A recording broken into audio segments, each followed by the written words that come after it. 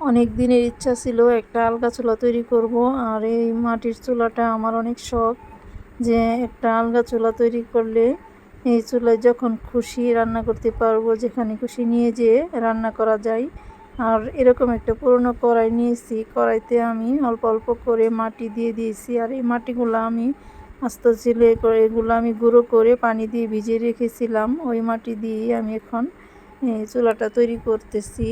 এখানে আমি অল্প অল্প করে মাটি সাইড দিয়ে দিয়ে দিচ্ছি, ঘুরিয়ে ঘুরিয়ে এরকম করে ঘুরিয়ে ঘুরিয়ে দিতে হবে। দিয়ে মাঝখানে এরকম গর্ত করে নিয়েছি।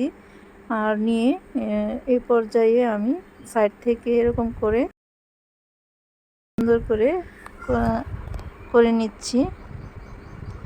এভাবে করে আমি মাটিগুলি দিয়ে দিয়েছি, এরকম গহীন করেছি। আর উপরে আবার যখন কিছু শুকিয়ে যাবে, এখন আর দিব না। এই পর্যায়ে বেশি করে দিলে মাটিগুলি লেতিয়ে যাবে, তাই আর মাটি আর দিব না, এরকম করে রেখে দেব। কিছু শুকালে তারপরে উপরে আবারও মাটি দিব। দেখেন এরকম হয়েছে, জানি না কতটুকু হবে।